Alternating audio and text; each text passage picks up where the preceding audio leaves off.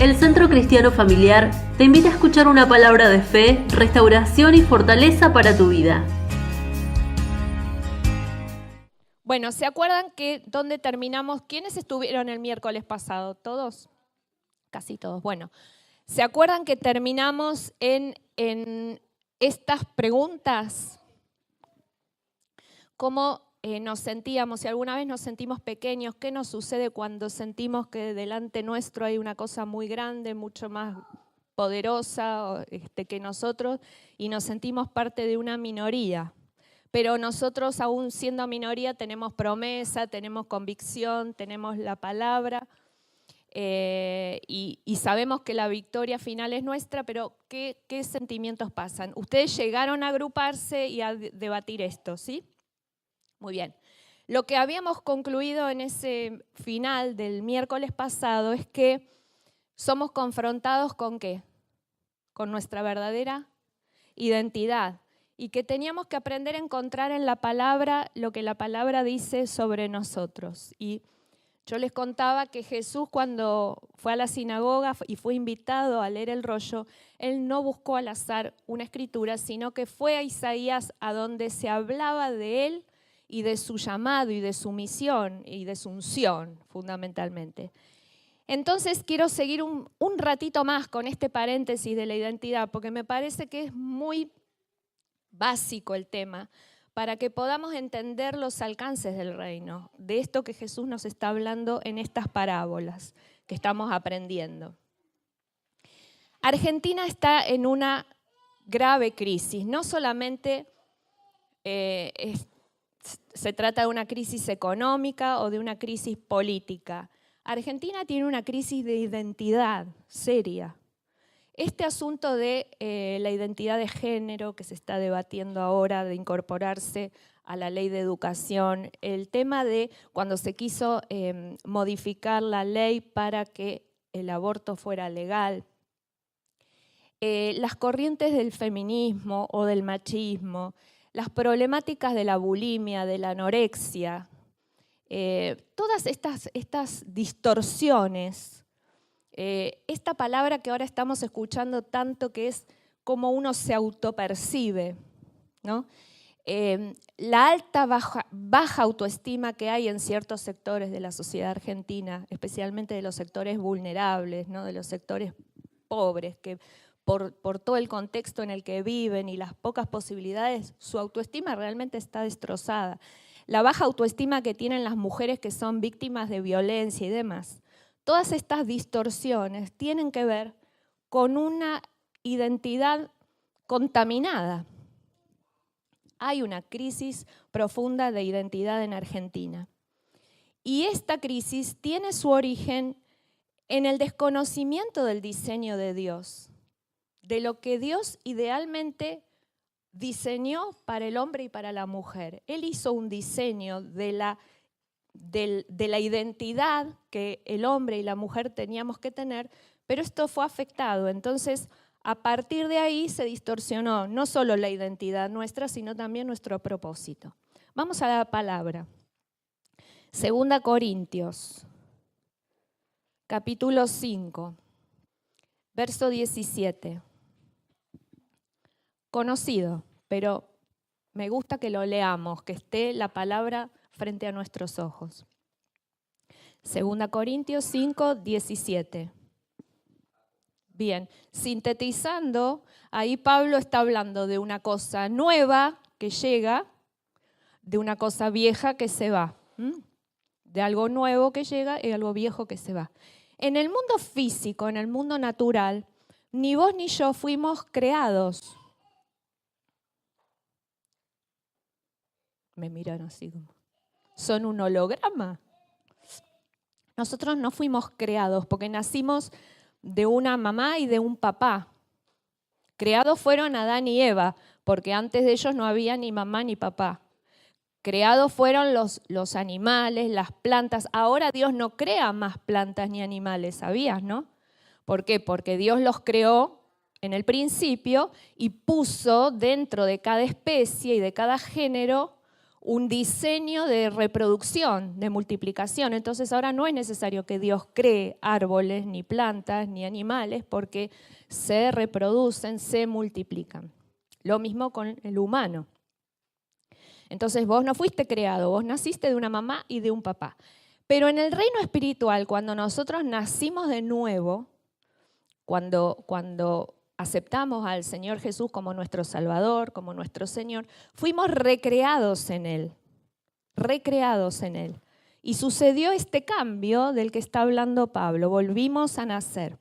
Cuando aceptamos a Jesús como nuestro Señor, ocurrió esta transformación, esta vieja naturaleza que teníamos, que es nuestro ser espiritual no regenerado, fue reemplazado por un nuevo hombre, creado en Jesús.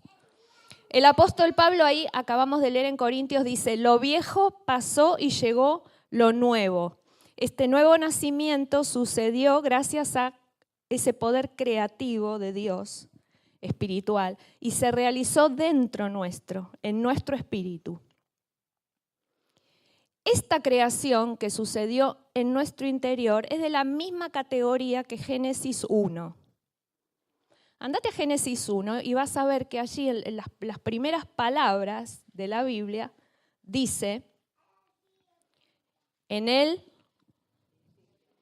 principio Dios creó ¿qué? Los cielos y la tierra. En el primer versículo de la Biblia dice la palabra creó. ¿Qué creó Dios? Los cielos y la tierra. Esta palabra creó revela que antes que Dios formara los cielos y la tierra, no había nada semejante a los cielos y la tierra en ningún otro lugar. ¿Sí? Por eso dice creó. Es el mismo concepto del nuevo nacimiento. A partir del nuevo nacimiento nosotros somos una creación espiritual que antes no existía, que antes no había, nada igual. ¿Se entendió? Muy bien. Entonces, ¿por qué es importante esto? Y perdónenme las chicas, las mujeres que estuvieron en Ilimitadas, porque esto ya lo aprendieron ustedes, porque lo enseñé ahí, y creo que en cara también, esto del linaje, pero no estoy muy segura, y a lo mejor muchos de los que están acá no estuvieron en ese cara a cara. Nosotros en ese momento del nuevo nacimiento espiritual dejamos de tener ese linaje natural que traíamos, esa herencia natural, para comenzar a pertenecer al linaje de Dios, a un linaje espiritual diferente. Una de las cosas importantísimas que hizo Jesús cuando nos redimió es precisamente recuperar ese ADN original que teníamos en Génesis, que teníamos en el Edén y que perdimos por causa del pecado.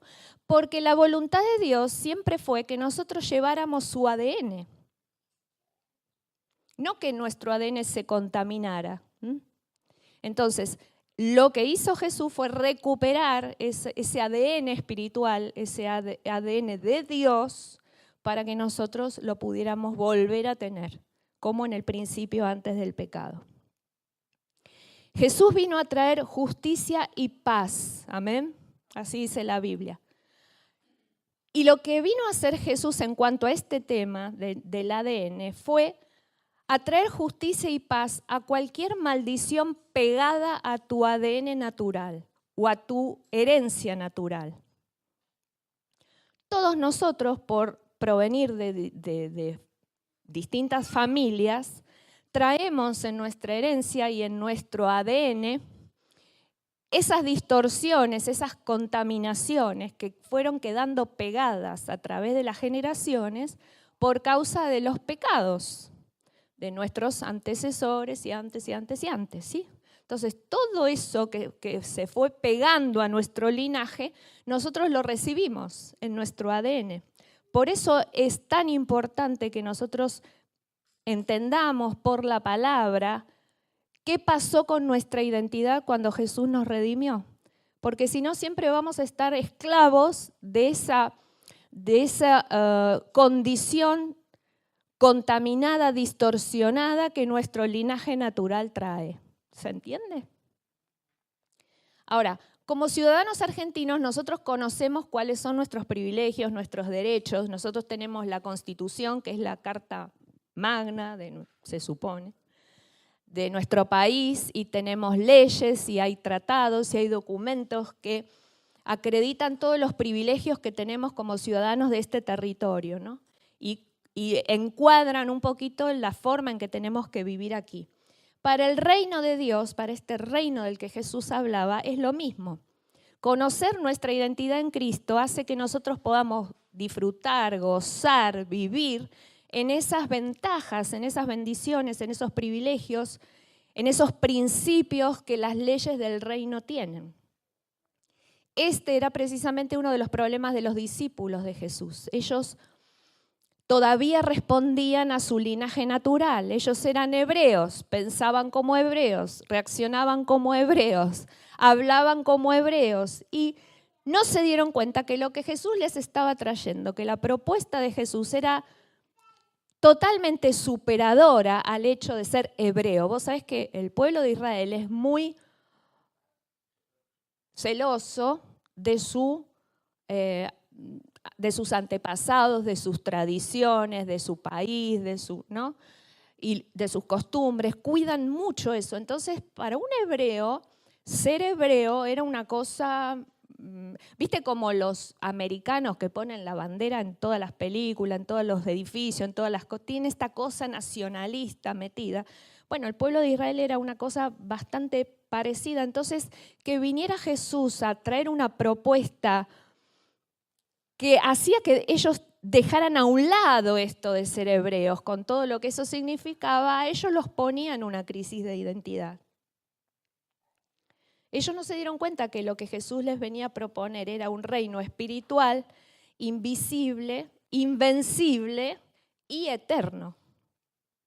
Ahora, aún esto que estamos hablando de nuestra genealogía, de nuestro linaje natural, aún si tu familia fue una familia ejemplar, si tenés escudo, ponele, tu apellido, ¿no? Y estás orgulloso, orgullosa de tu familia, aún si tuviste buenos padres, padres amorosos que te cuidaron, que fueron ejemplares, que fueron trabajadores, aún si fuiste un niño bien tratado y tu niñez fue linda y tu adolescencia también, aún si tu familia fue gente trabajadora, que no se metió en cosas raras, que no anduvo en ocultismo, que no anduvo en delitos, aún,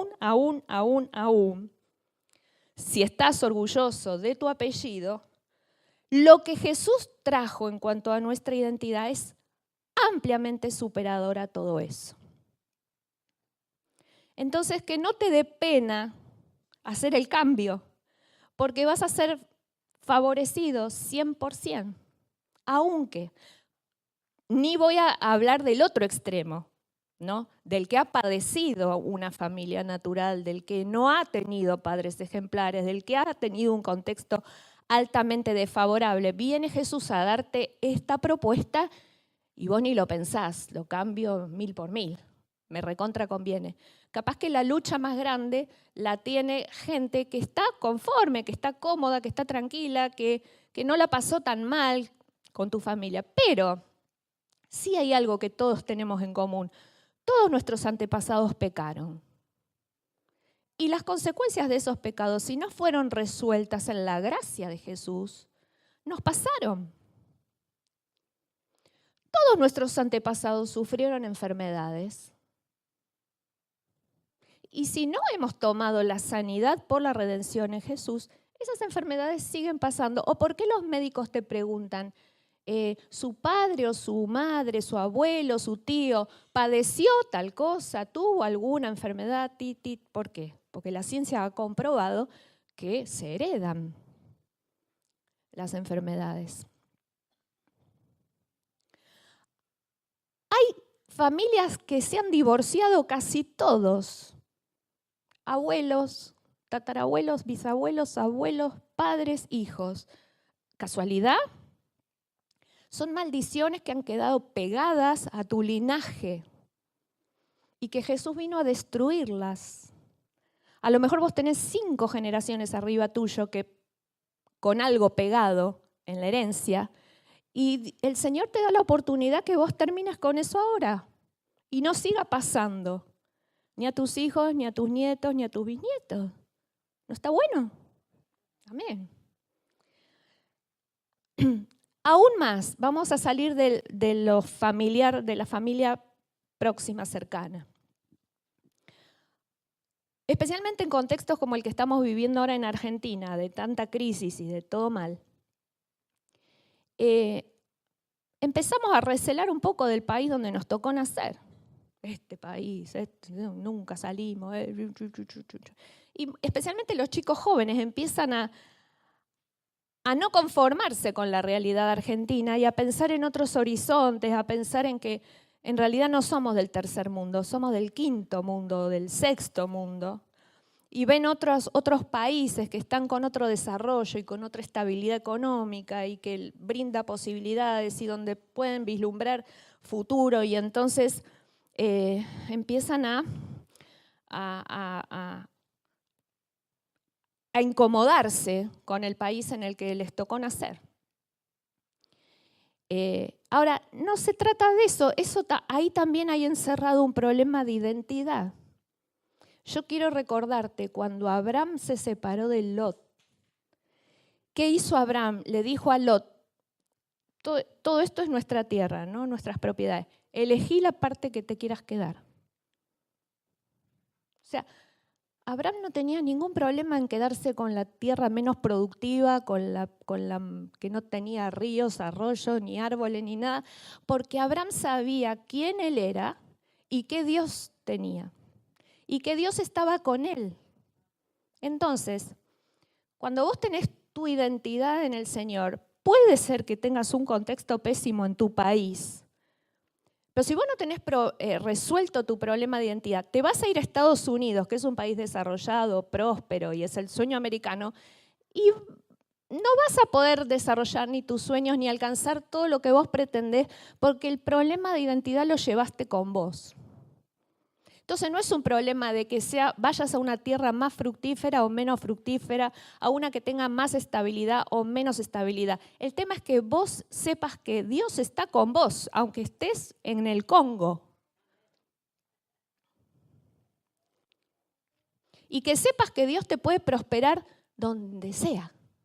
Él no tiene problema de territorio, ni de jerarquías de naciones, ni de nada. Y te puede prosperar en el campo o te puede prosperar en la ciudad. Te puede prosperar en el sur o te puede prosperar en el norte, donde hay inundación o donde hay sequía. O sea, porque las leyes del reino no pasan por ahí, por donde todos normalmente vemos. ¿Ok? Entonces, si vos tenés un problema de identidad y no sabés quién sos ni quién es tu Dios, va a ser lo mismo que no puedas desarrollar tus sueños acá, pero tampoco en Estados Unidos o en China o donde sea. Porque el problema está inside. ¿Inside? Ok. Bueno, en la Biblia hay muchísimos pasajes que hablan sobre nuestra identidad. Estuve investigando un poco y parece que hay como más de 160. Y hoy los vamos a ver todos. No los vamos a ver todos. Elegí algunos, les vas repartiendo, elegí algunos nada más, pero vamos a hacer así. Poneme, Marce, la del trabajo en grupos, que dice buscar los pasajes y anotar. A ver si la encontrás. Sí, école, eso. Gracias. Bueno, ¿qué vamos a hacer ahora? Vamos a ir a la Biblia. A mí me gusta mientras reciben los papeles. Chicas, paren de hablar porque no van a saber qué hacer. Mírenme a mí. Sí. ¿Qué pasa acá? Me gusta que vayamos a la Biblia, que vayamos a mirar los pasajes, que los busquemos, que los leamos. Nosotros no estamos acostumbrados a recibir mucha palabra digerida, ¿ok? que ya fue masticada, que ya viene con saliva, ya viene media... No, a ver, tenemos que ir a la palabra y tenemos que ir a descubrir nosotros, a buscar nosotros la revelación y a pedirle al Espíritu Santo que nos muestre. Tenemos que ir a las Escrituras, no seamos vagos. ¿Sabés que hay un pasaje en Proverbios 4 que dice que no se aparten de tus ojos? Hay otra versión que dice, no pierdas de vista. Dios hablando de sus instrucciones. ¿Por qué dice esto Dios? Porque es importante que las leamos, que las veamos, que entren por nuestros ojos. No que escuchemos nada más. Es importante que vayamos a la Biblia y que leamos. Entonces, ¿cómo hacemos ahora? Como son varios en el grupo, divídanse los pasajes y hagan esto. Busquen. No, esta no es esta. Busquen los pasajes y anoten en cada pasaje una o dos palabras que se refieran a lo que somos, a lo que recibimos, ahí está, en Cristo, o a lo que tenemos en Cristo. O sea, no tienen que hacer un estudio teológico, tienen que darle una leída al pasaje y rápidamente van a encontrar si somos algo, si recibimos algo o si tenemos algo en Cristo. ¿Sí? Bueno, les voy a ir leyendo de mi lista, lo que no, vayan completándolo y si no en casa después lo terminan. Arranco por 2 Timoteo, tengo en el mismo orden que ustedes. Nos fue dada gracia antes de la fundación del mundo. Esto de antes de la fundación del mundo no es una cosa puesta porque sí. Préstenle atención a eso. Muchos pasajes dicen que fuimos escogidos antes de la creación del mundo, que Dios hizo tal cosa antes de la creación del mundo, que nos dio tal cosa antes de la creación del mundo. O sea, esto está planeado antes de la creación del mundo, precisamente. No es que a Dios se le ocurrió, se afiebró y dijo, bueno, voy a hacer al hombre, a la mujer. No. Fue planeado antes de hacer todo para nosotros, ya nosotros estábamos planeados. Entonces, la gracia nos fue dada antes, es una de las cosas que nos fue dada antes de la fundación del mundo. Segundo, escogidos antes de la fundación del mundo. Romanos, amados. Efesios, redimidos y perdonados. 2 Corintios, justificados. Fuimos hechos justicia de Dios. Esto es un concepto también importante que en su momento lo estudiamos. Corintios 5, nueva creación. Gálatas y Romanos. Somos hijos, herederos, coherederos con Cristo. Efesios 2, sentado en lugares celestiales. Apocalipsis 1, reyes y sacerdotes. 2 Corintios, se me dieron todas las promesas de Dios, no 1, 2, 3, media docena, todas las promesas de Dios. 1 Corintios 1, fuimos santificados. Filipenses 4, se me suplió de todo lo que necesito. Filipenses 4, 7, me dio paz. Romanos 6, vida eterna. 1 Corintios 15, seremos resucitados cuando Él venga. Romanos 8, no hay condenación ya para nosotros. Colosenses 2, estamos arraigados y en Él. Colosenses 3, nuestra vida está escondida en Cristo. Colosenses 2, estamos completos en Él. Y son solo 19 de por lo menos 160 cosas referidas a nuestra identidad. Es un lindo estudio para hacer. Si tenés problema de autoestima, de que te sentís un pescado, una langosta, te autopercibís una planta, un potus o lo que sea, anda a los 160 pasajes de la palabra y te vas a convencer que sos mucho más que eso. Bueno, es hora de que sigamos con la parábola, ¿sí? Cerramos el paréntesis, seguimos con la parábola. Punto número 2 de la diapositiva 6. Marce, por favor. Habíamos visto el tema de que lo común que estaba en todas las versiones que vimos la semilla o grano de mostaza. Ahora vamos a otro concepto ahí que los evangelios mencionan y es esto, que cuando se siembra, se refiere a la semilla, que cuando se siembra, o dice si no, pero después de sembrado. Concepto para anotar. El reino hay que sembrarlo en algún lado. Lo tenés que poner en algún lado. Porque así como una semilla, si vos la tenés en un granero de lo que sea que tengas, ponele que tengas soja, si vos la semilla la tenés en el granero y nunca la plantás, ¿vas a tener plantas de soja alguna vez? No. El reino es lo mismo, lo tenés que meter en algún lado. Y dice ahí la parábola, Jesús dice que el grano se puso en un lugar. ¿Dónde se puso el grano? Dentro de la tierra. Tenemos que poner el reino en algún lugar. Si no sembramos el reino en nuestra vida, en nuestra casa, en nuestra familia, en nuestro trabajo, en nuestra profesión, en nuestro barrio, en nuestro matrimonio o donde sea, nunca el reino va a poder manifestar el potencial crecimiento que es capaz de alcanzar. Si nosotros no vemos resultado de reino en cualquiera de estas cosas que recién les mencioné, no es porque falla la semilla.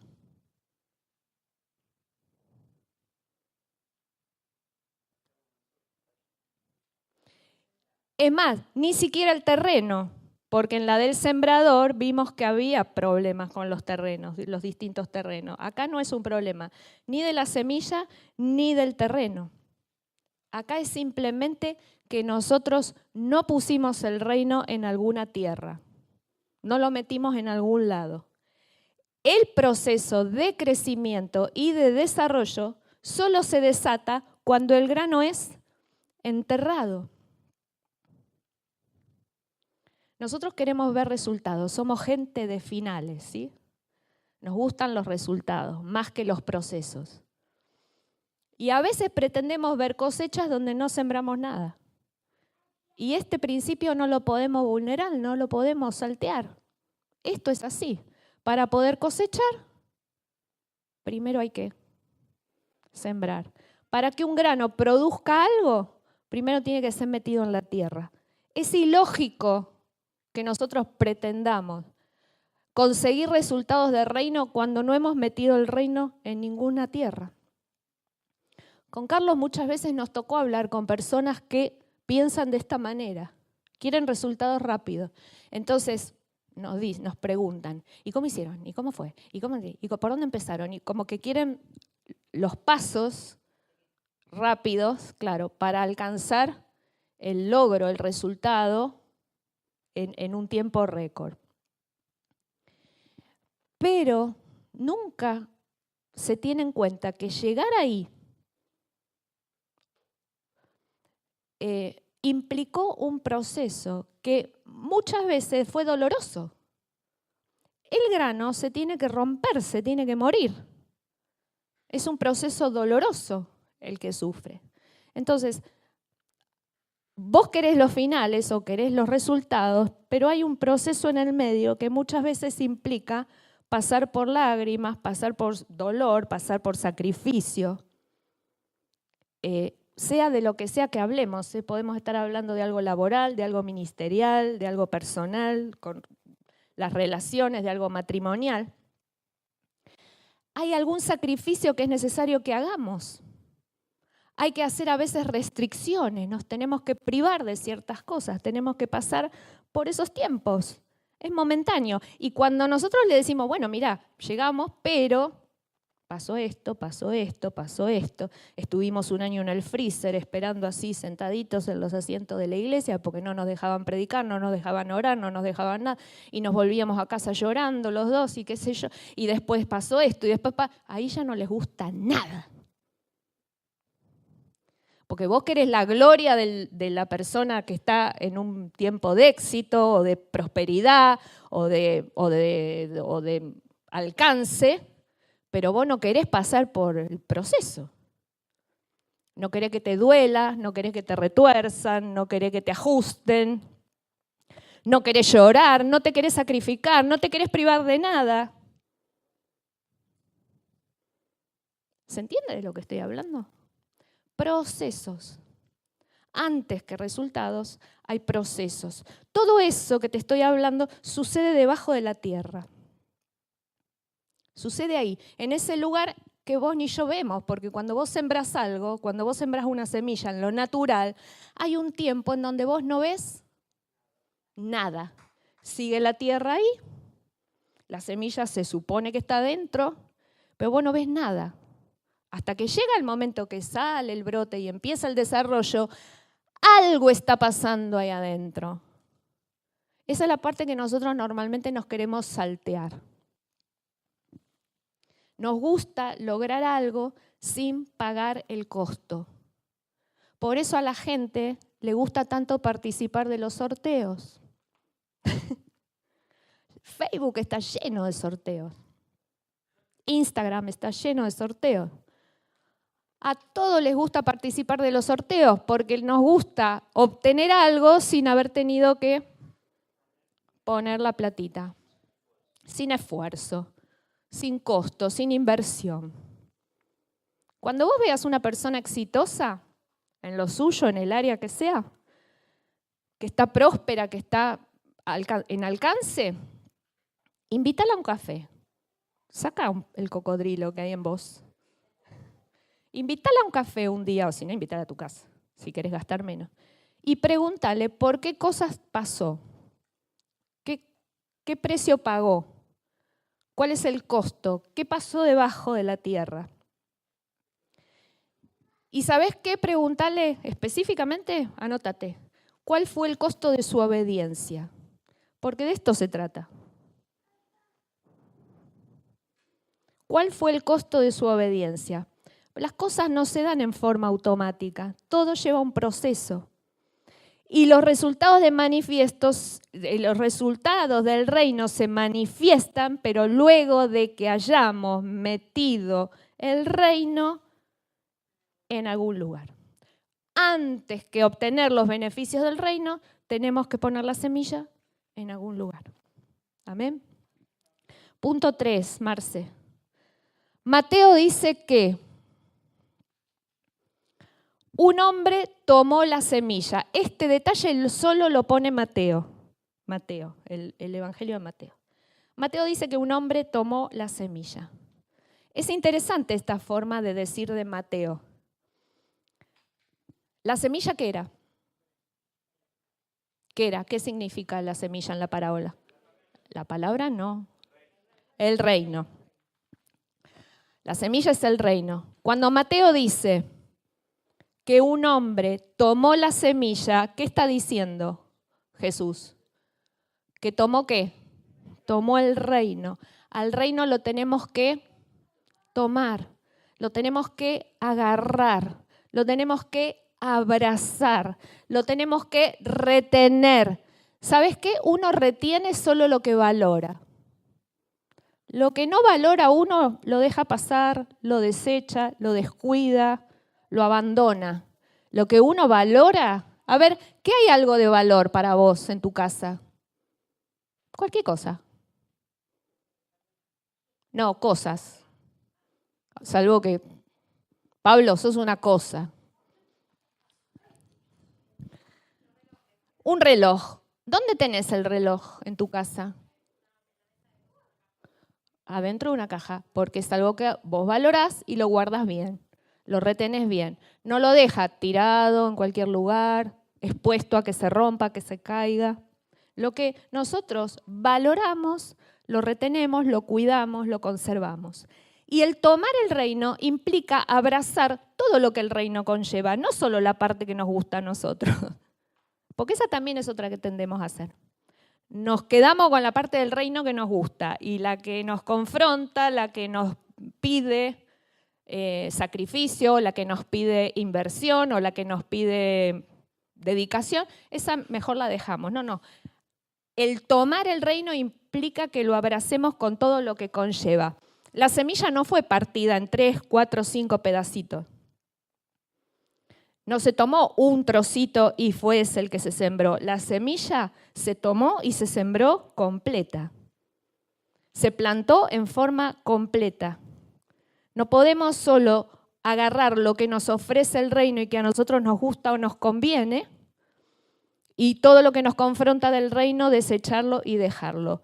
Todo lo que nos atrae del reino, agarrarlo, y todo lo que no nos gusta tanto del reino, dejarlo. No, al reino lo abrazamos totalmente. Y totalmente lo sembramos. Punto B, Marce. Lo otro interesante que Mateo también dice es que este hombre tomó la semilla y la sembró en su campo. No la sembró en el campo del vecino, sino en el propio.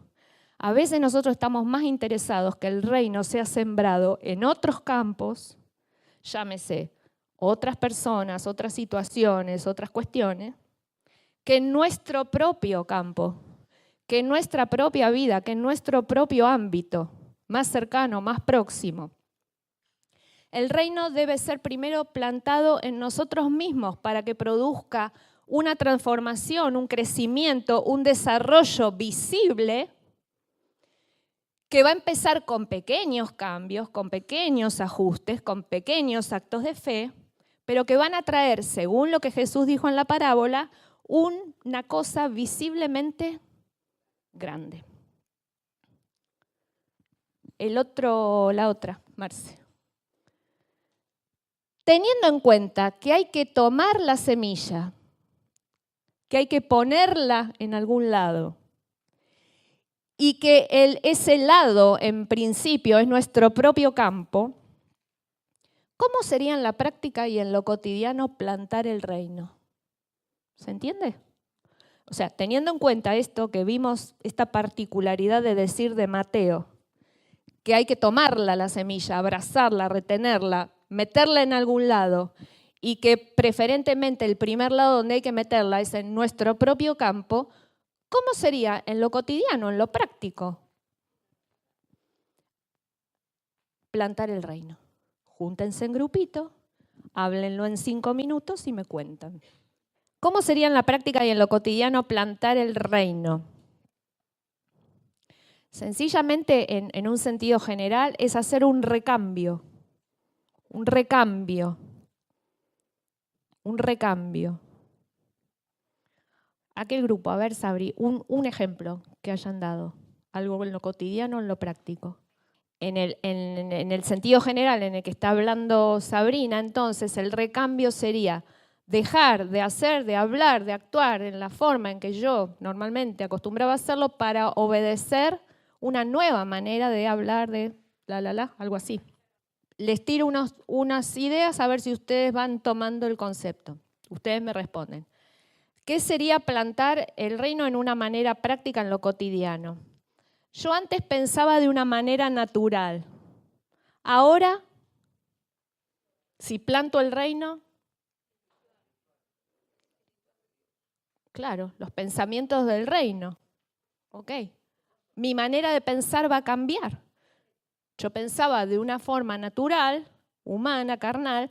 Cuando planto el reino, comienzo a pensar los pensamientos de Dios, los pensamientos del reino. Antes yo hablaba de manera natural, un poco lo que nos decía Maggie.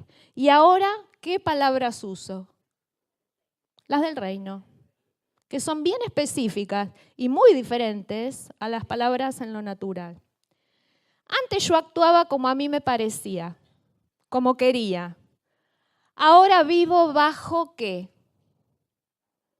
Las normas del reino, los principios del reino. Estoy en un gobierno, bajo una autoridad, me tengo que someter a esas nuevas leyes, esos nuevos principios. No puede ser una anarquía mi vida.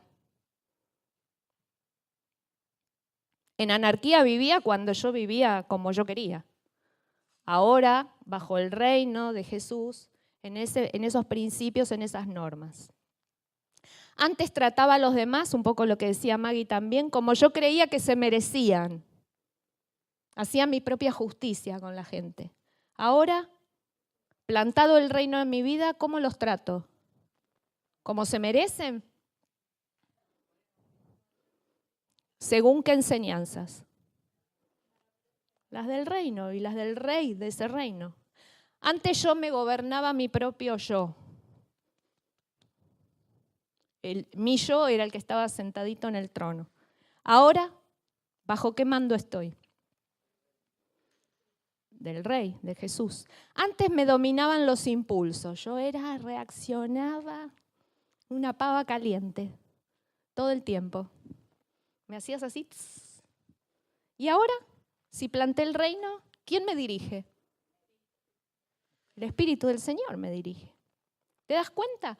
Vos vas plantando el reino en cada área de tu vida y este proceso empieza a, sí, tal vez no se manifieste muy rápido, pero empieza a desatarse. Empieza a desatarse y paulatinamente empieza la manifestación para alcanzar ese desarrollo final del que habló Jesús. Una más, vamos a hacer. Diapositiva 8.4. Otra cosa que dice ahí Jesús en la parábola. Jesús salta de la semilla directamente a la planta ya madura. Él no habla de todo este proceso, de todo esto que pasa en el medio. Él va directamente, habló de la semilla y nos llevó al árbol grande. No describió Jesús el proceso que lleva a la madurez. Dentro de toda semilla hay un principio de vida, esto que hablábamos antes, que Dios puso en ella. Y el desarrollo de ese principio de vida no depende del poder humano o de los esfuerzos que el hombre pueda hacer. Porque por más que vos le hagas y le hagas a la semilla, no modificás eso. Genéticamente la semilla ya tiene metido ese principio. Por más que vos le hables y le digas a la semilla de mostaza, le digas, vas a ser pera, convertite en pera. No va a ser nunca una pera porque dentro de ella está este principio de vida que Dios le puso para terminar siendo mostaza y no un peral. Lo mismo pasa con el reino. Es algo nuevo, algo diferente, cuyos principios de desarrollo son diferentes a los que rigen este mundo natural en el cual nosotros vivimos. Entonces, el próximo miércoles vamos a estar viendo cuáles son algunos de estos principios de reino diferentes a los del mundo natural que tienen lugar en el tiempo de este proceso que Jesús salteó. Jesús se fue de la semilla al árbol. En el medio está el proceso que se desató, el crecimiento, la madurez, el desarrollo.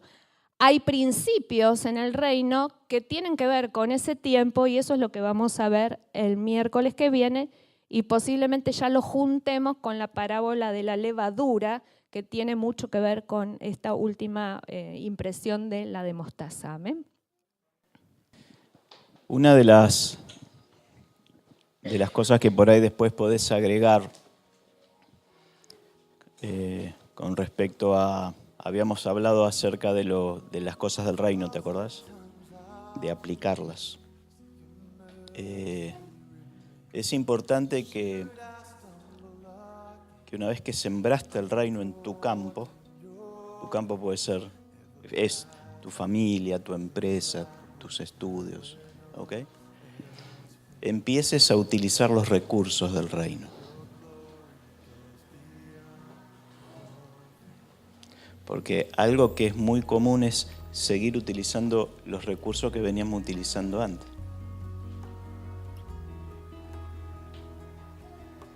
Te doy un ejemplo práctico. Esta semana me tocó ser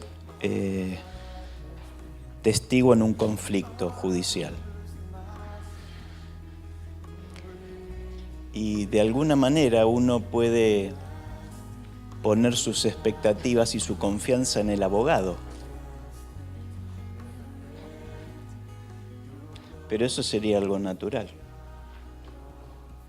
Y está bueno que nuestro abogado natural nos represente bien con la verdad. El punto es si nosotros solamente confiamos que el abogado haga un buen trabajo. Entonces, ¿qué hicimos? Como era un litigio de un creyente contra un pseudo creyente, lo que hicimos fue bajar el reino a ese lugar.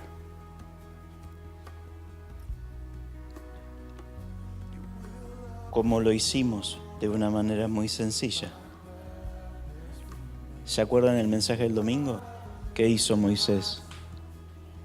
Bueno, en el juzgado levantamos las manos y oramos para que venga el reino. ¿Y el reino con qué viene? ¿Con qué más? Con victoria, con verdad. El reino viene a establecerse, pero vos tenés que tener una acción profética. ¿Se entiende? Entonces, el abogado seguirá su curso y seguirá ahora trabajando con las herramientas, con los recursos naturales que él tiene, pero mi confianza no está puesta en lo que el abogado puede llegar a ser. Mi confianza está puesta en lo que Dios ya hizo cuando nosotros levantamos las manos y decretamos en ese lugar que las aguas se iban a abrir y que el justo de Dios iba a caminar por la tierra seca bendita.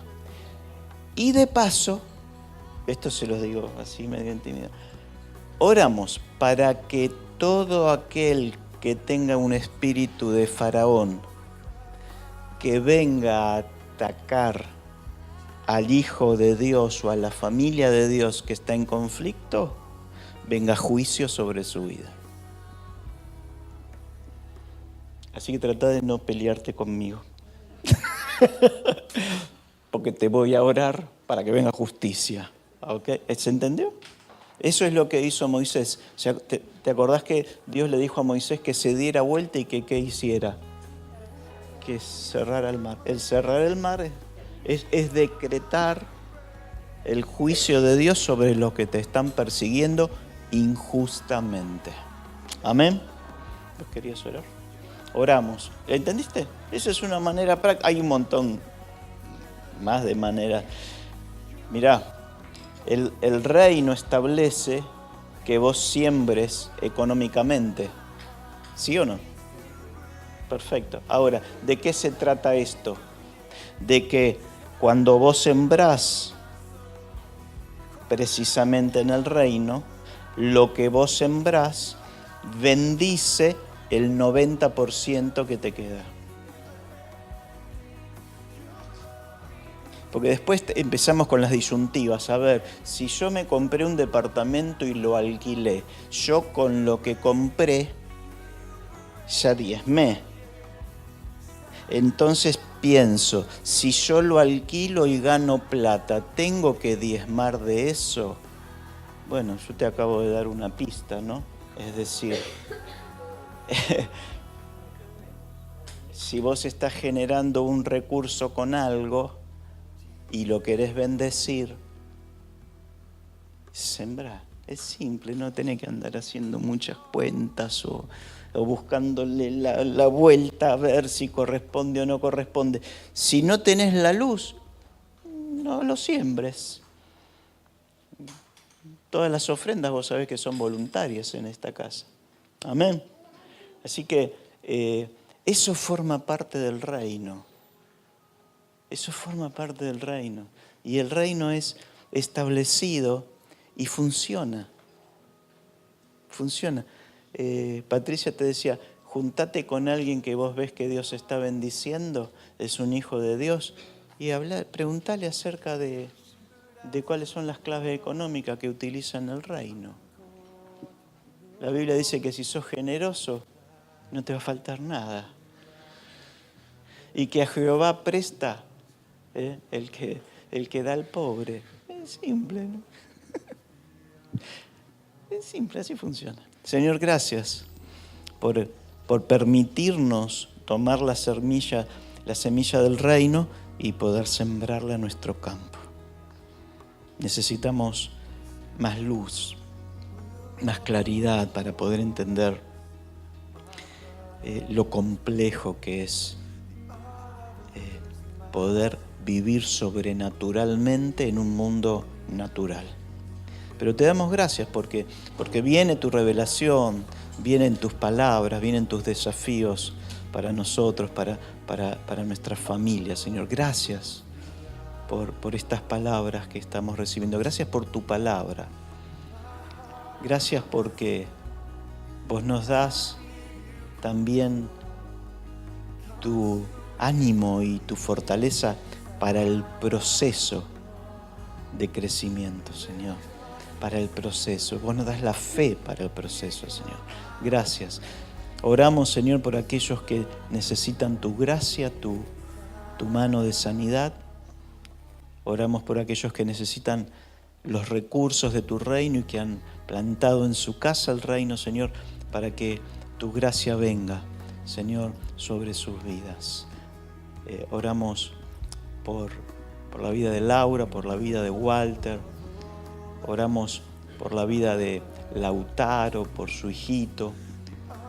Señor, que él ha vuelto al camino. Señor, te pedimos que bendigas y abras puertas. Señor, oramos por la salvación de su pareja, de la mamá, de su hijo. Señor, oramos por Leticia, Señor. No sé si hay alguien más que viene a tu mente, ¿me querés decir? Por Paula, oramos por Paula, por su embarazo, Señor. Derrama tu gracia sobre su vientre, Señor. Gracias, porque podemos descansar en ti, Señor. Oramos también para que venga una confirmación en cuanto a decisiones que tomar, Señor. En cuanto a mudanzas, en cuanto a trabajos, decisiones en cuanto a salud, Padre, decisiones importantes en cuanto a qué hacer ante una propuesta, ante un diagnóstico, ante el desafío de un trabajo nuevo, ante el desafío de una inversión nueva, Señor. Que venga tu gracia, Señor, y tu revelación y sabiduría. Nos despedimos gozosos de haber estado en tu casa. Señor, gracias por este lugar. Bendecimos este lugar, Señor.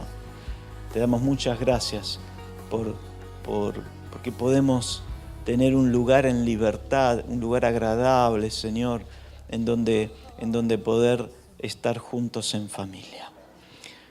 Rogamos tu cuidado al volver a casa, Señor. Guárdanos de todo mal. Que mañana podamos disfrutar contigo una jornada preciosa. En familia, trabajando, disfrutando de nuestros hijos, de nuestros padres, de todo aquello que vos nos rodeaste. Gracias. En el nombre de Jesús. Amén. Amén. Gracias por compartir este tiempo con nosotros. Si querés conocer más, podés ingresar a nuestra página cristianofamiliar.com. Seguinos también en las redes sociales como Cristiano Familiar.